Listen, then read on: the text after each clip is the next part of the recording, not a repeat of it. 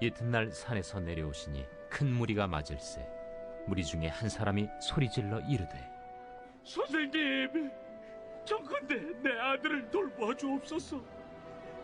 이런데 외아들이니이다. 귀신이 그를 잡아 갑자기 부르짖게 하고 경련을 일으켜 거품을 흘리게 하며 몹시 상하게 하고야 겨우 떠나가나이다. 당신의 제자들에게 내쫓아 주기를 구하였으나 그들이 능히 못하더이다. 믿음이 없고 패역한 세대여, 내가 얼마나 너희와 함께 있으며 너희에게 참으리요. 네 아들을 이리로 데리고 오라 하시니 올 때 귀신이 그를 거꾸로 들이고 심한 경련을 일으키게 하는지라.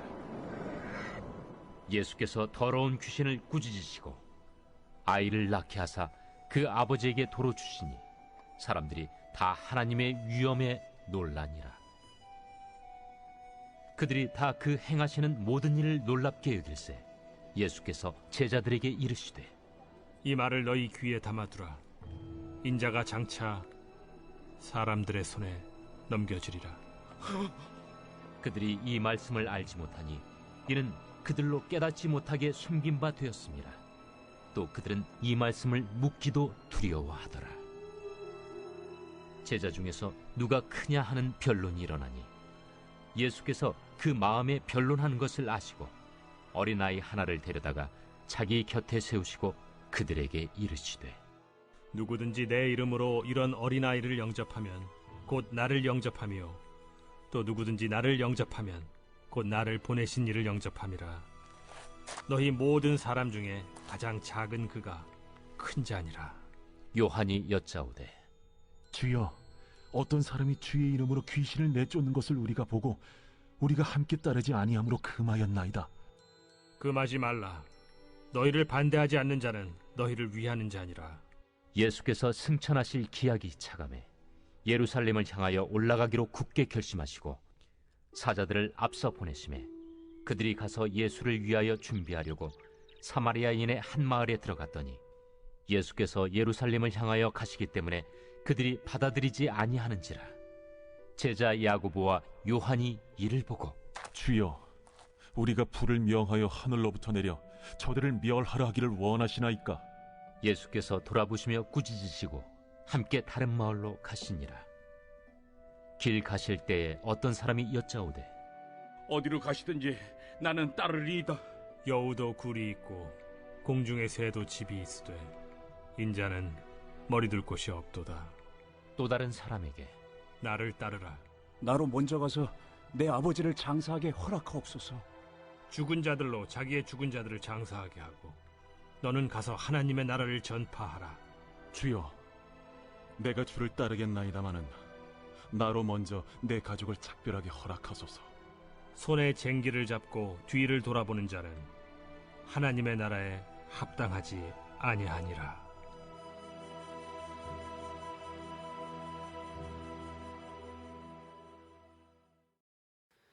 누가복음은 오늘 우리의 삶 속에 예수가 누구이신지에 대해서 말씀해 주고 있습니다. 특별히 오늘 우리가 읽은 본문 이전에 어제 본 말씀에 보면 사도 베드로의 입술을 통해서 예수님이 누구신지에 대해서 말씀하고 있죠. 주는 그리스도시요 살아계신 하나님의 아들이십니다 라고 하는 신앙 고백과 같은 위대한 믿음의 선포가 베드로의 입술을 통해서 전해졌습니다. 그리고 베드로의 입술을 통해서 증거된 예수의 그리스도 되심은 변화산상에서 예수님께서 제자들 앞에 그 변형된 모습을 통해서 하나님의 아들이심을 직접 드러내기도 하죠. 그래서 누가복음 9장에 기록되어져 있는 그 말씀의 전반부는 예수님이 곧 하나님이시며 예수님은 곧 이 땅의 죄의 문제를 해결하시기 위하여서 우리를 구원하시기 위해서 하나님으로부터 보냄받은 하나님의 아들이시다라고 하는 사실을 여러 가지 모습으로 우리에게 말씀해 주고 있습니다. 그 과정 가운데 예수님은 두 사람을 변화산상에서 만나는 장면을 또한 말씀하고 있죠. 누구를 만났습니까? 모세를 만났고 엘리야를 만났습니다. 구약 성경에서 모세라고 하는 인물이 우리에게 던져주는 가장 중요한 주제가 있다면 그것은 바로 구원입니다. 출애굽의 역사가 곧 구원 역사 아니겠습니까? 애굽이라고 하는 그 종살이 했던 지경으로부터 건진 바 되어서 하나님께서 그들에게 약속하신 땅 가나안을 향해 나아가기까지 하나님은 그들과 함께 하셨고 보호하셨으며 약속의 땅에 이를 수 있도록 모든 능력으로 그들을 지키시고 돌보셨습니다. 그리고 하나님께서는 믿음의 백성들, 하나님을 온전히 신뢰하는 그러한 출애굽 2세대들을 통해서 믿음의 자녀를 통한 구원의 역사가 하나님의 은혜 안에서 성취되었다는 사실을 잘 증거해 주고 있습니다. 그 출애굽의 역사를 대변해 주는, 하나님이 이루신 구원 역사를 대변해 주는 인물이 바로 모세라고 말할 수 있겠죠. 또한 하나님의 능력을 나타내는 가장 상징적인 인물이 있다면 구약의 엘리야입니다.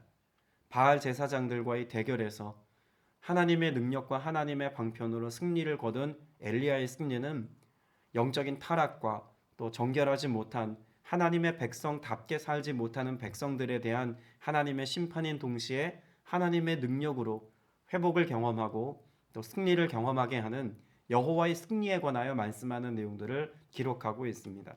자, 그러면 예수님께서 그 변화산상에서 모세를 만났고 엘리야를 만났다라고 하는 이 사실은 그냥 기록된 내용이 아닐 것입니다. 앞서 예수님이 누구신지에 관한 말씀이 기록되어져 있다면 더불어 암시적으로 장차 예수님께서 하실 일에 관하여 말씀하고 있다는 것을 우리는 예수님의 변화산 모습을 통해서 알 수가 있습니다. 그럼 예수님께서 하시려는 일은 무엇입니까?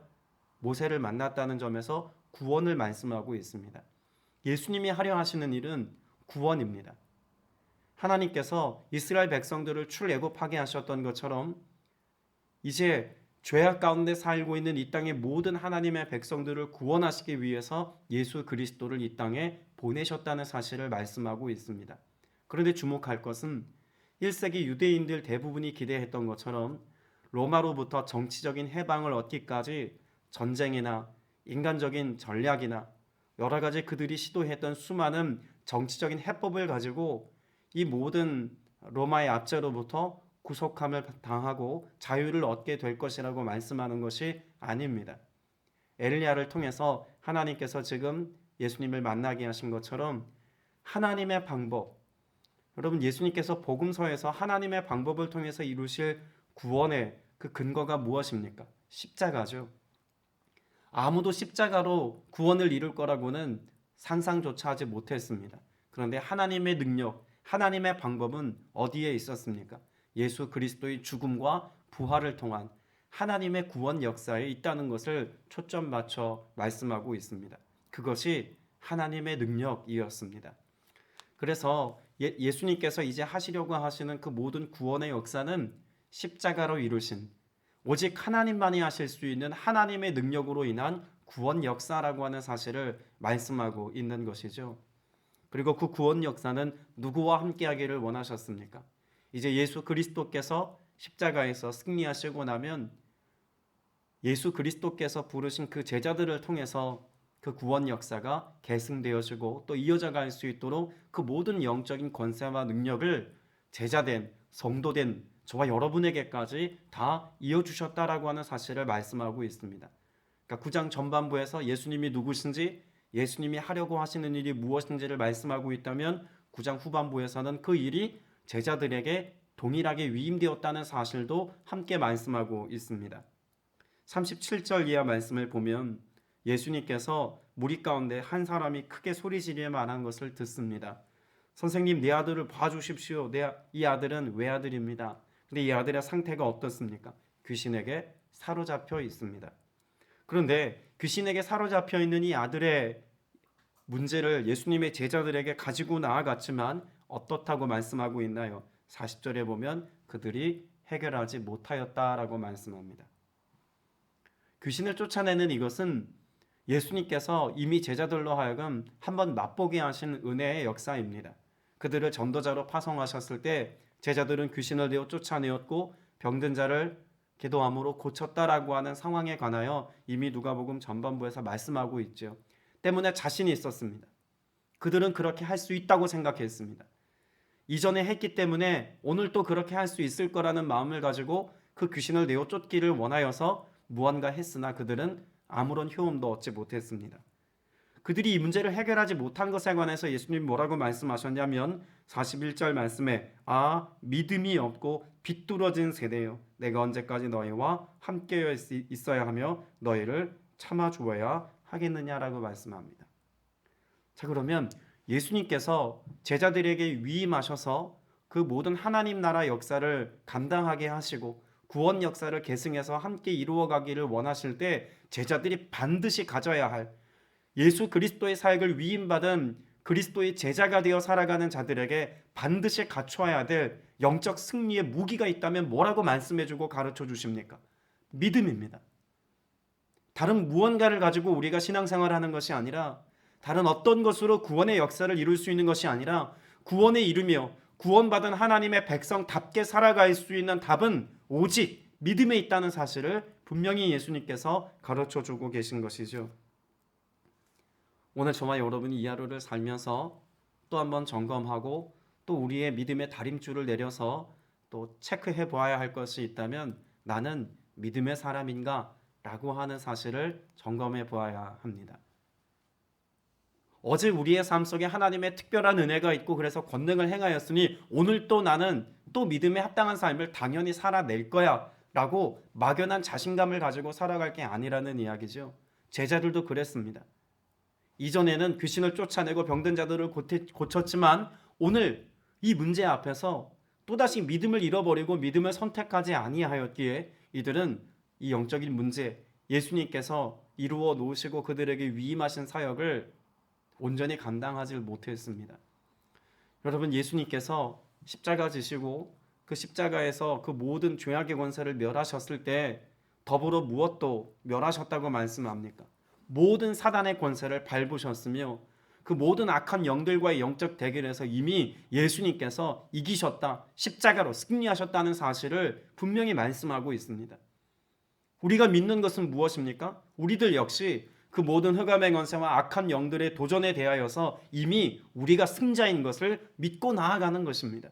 우리의 싸움은 혈과 육에 관한 것이 아닙니다. 우리의 싸움은 흑암의 권세, 공중 권세 잡은 악한 영들을 상대하는 것이라고 성경은 분명히 말씀하고 있습니다. 눈에 보이는 것에 우리의 마음을 두어서 오늘 또 믿음으로 깨어있지 못하고 기도하지 아니하고 주의 말씀으로 예수 그리스도의 이름으로 우리가 승리하지 못하는 삶을 살면서 막연하게 신앙생활을 하고 있다는 어떤 신앙의 안정감을 가지고 내가 믿음의 사람이라고 막연한 자신감을 가지고 살아간다면 여러분, 제자들의 모습이 내 모습 될 수 있습니다. 오늘 저와 여러분에게 이미 주님께서는 승리의 모든 근거를 마련해 놓으셨습니다. 오늘 본문 49절 이하 말씀에 보면 요한이 예수님께 대하여 이렇게 말하는 장면이 있습니다.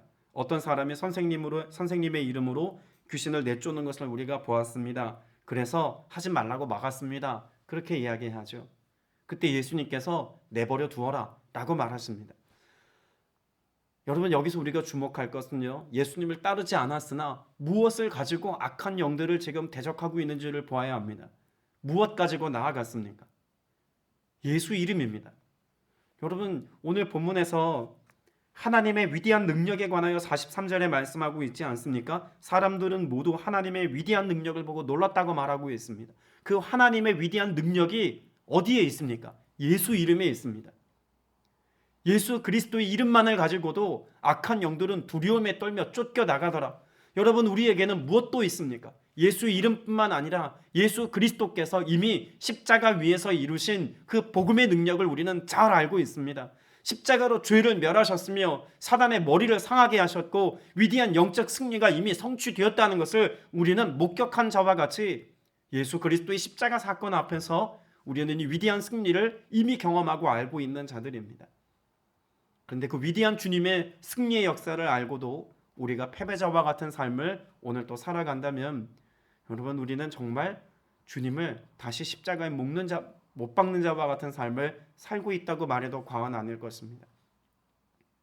구세군을 창시한 윌리엄 부스라고 하는 이가 어느 날 꿈을 꾸죠. 믿음의 삶을 살고 있는 자신의 삶을 그 꿈을 통해서 봅니다. 어딘가 열심히 달려가다가 누군가 예수를 십자가에 못 박고 있는 모습을 보았습니다. 그 꿈속에서 그렇게 예수님을 십자가에 못 박고 있는 누군가를 향해서 당장 멈추라고, 예수님이 고통스럽게 신음하고 있는 것을 보고 있지 않느냐고, 왜 예수님을 다시 십자가에 못 박느냐고 그렇게 소리를 칩니다.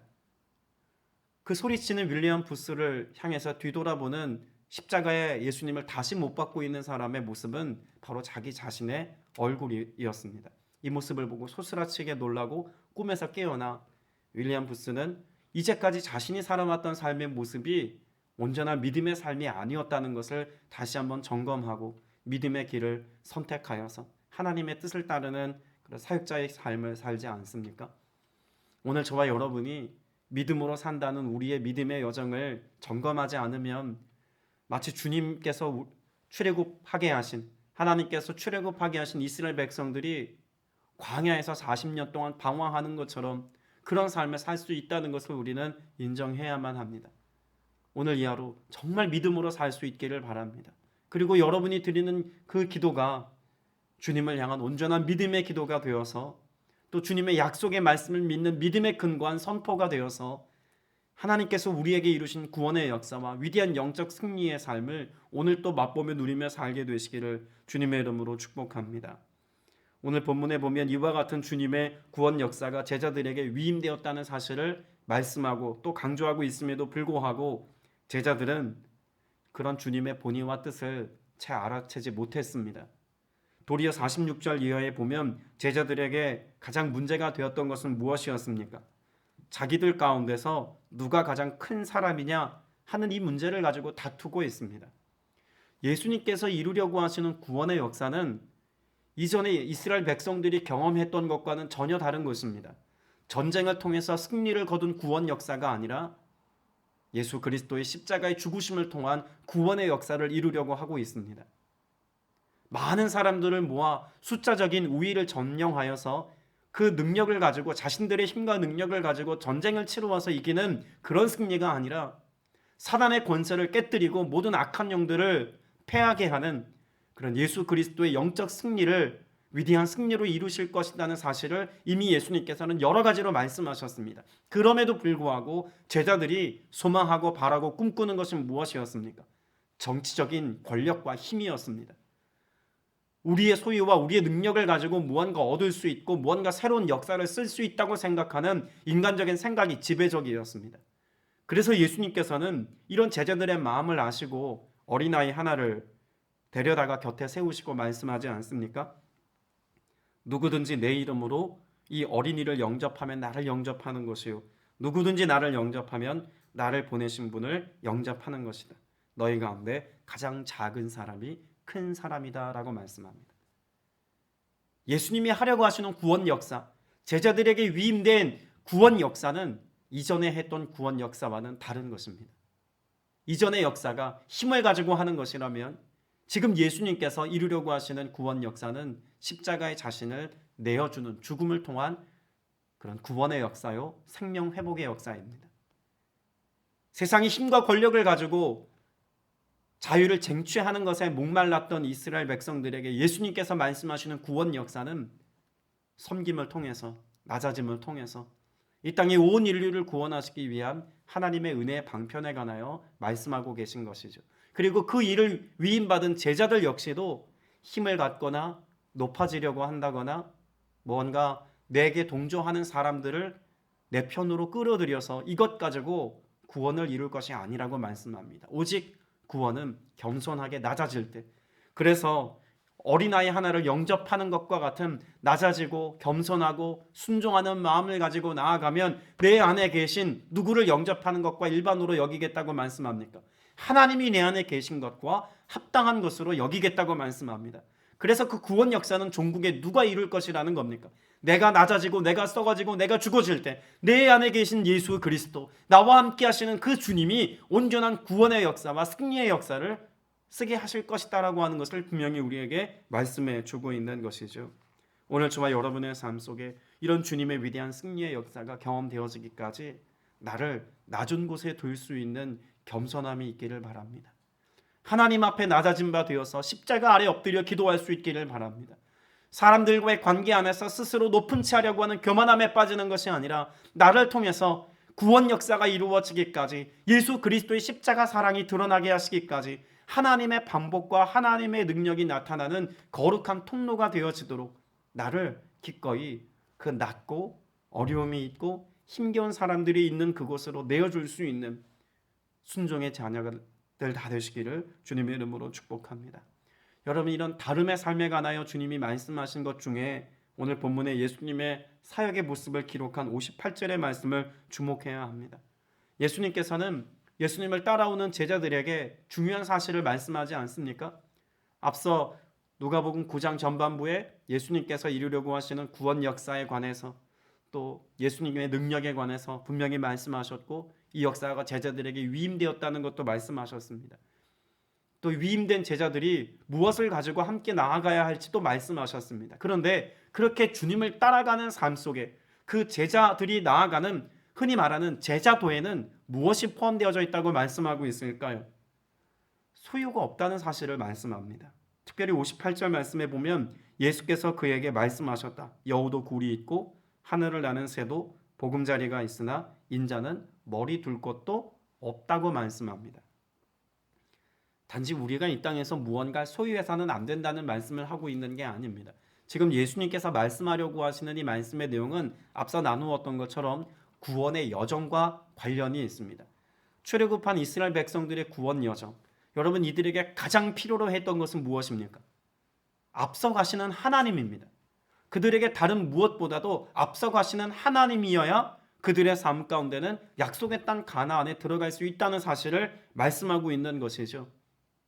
광야에서의 삶을 그들이 살아가는 것. 그래서 그 광야에서의 삶을 마치고 약속의 땅 가나안으로 들어갔던 그들의 삶의 모든 여정을 한 단어로 함의하고 있는 단어가 있습니다. 순례자입니다. 그들의 삶은 철저히 순례자였습니다. 그냥 순례자가 아니라 하나님의 인도하심을 따라가는 순례자입니다. 그 구원 역사를 이루시는 하나님을 쫓아가는 순례자의 삶. 지금 예수님께서 이루려고 하시는 구원 역사도 각각 다름에 관하여 말씀하고 있지만 철저히 그 순례자의 삶에 관하여 우리에게 다시 한번 강조하고 말씀하고 있는 내용을 담고 있다고도 말할 수 있겠죠. 예수님은 이 땅에서 머리 둘 것을 지정하지 않으셨습니다. 예수님은 이 땅 가운데서 안락하고 편안한 삶을 위한 그 어떤 소유와 내지는 쌓아둠을 선택하지 않으셨다는 것입니다. 끊임없이 예수님께서는 순례하셨습니다. 무엇을 위한 순례의 여정이었습니까? 구원을 위한 순례의 여정이었습니다. 오늘 51절 말씀 이하에 보면 예수께서 하늘에 올라가실 날이 다 되었다. 그래서 예수께서는 예루살렘에 가시기로 마음을 굳히시고라는 말씀이 있습니다. 이제 예수님의 눈앞에 십자가가 가까이 왔음을 직감하셨습니다. 그래서 하나님의 방법으로 구원의 역사를 이루셔야 하는 그 때가 이름을 아셨죠. 그래서 예수님께서는 제자들에게 이 사역을 위임하시면서 자신이 살아온 또 자신이 사역하셨던 모습을 설명하듯 말씀하고 있는 것입니다. 머리 둘 것을 정하지 않으셨을 만큼 예수님은 땅에 집중한 삶이 아니라 하늘에 집중한 삶이었습니다. 제자들이 믿음의 여정과 구원의 여정을 함께 계승하여 나아가기까지도 주목해야 될 것은 무엇입니까? 땅에서 어떤 높은 자리를 차지할지, 어떤 사람들과 함께할지에 대한 그런 인간적인 생각과 방편을 가지고 나아갈 것이 아니라 하늘의 소망을 두고 하나님의 뜻이 이루어지며 예수 그리스도께서 장차 이루실 그 십자가의 사역을 바라보며 나아가는 것이 그들이 나아가야 할 순례자의 삶, 믿음의 여정이었다는 것을 말씀해 주고 있는 것입니다.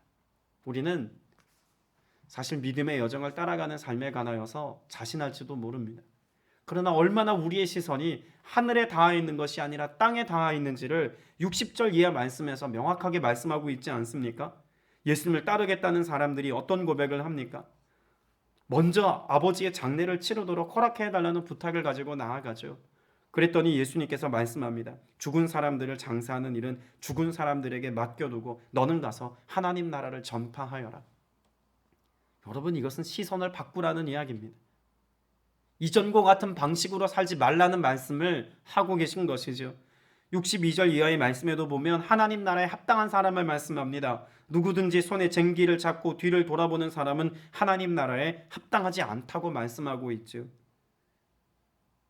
작별 인사를 하겠다는 이야기나 장사를 치르겠다는 이야기나 사실 이 이야기의 맥락 안에는 아버지로부터 받아야 될 유산이나 혹은 작별 인사를 통해서 얻게 되어질 어떤 소유의 분배에 관한 문제가 연관되어 있다는 것을 생각해 보아야 합니다.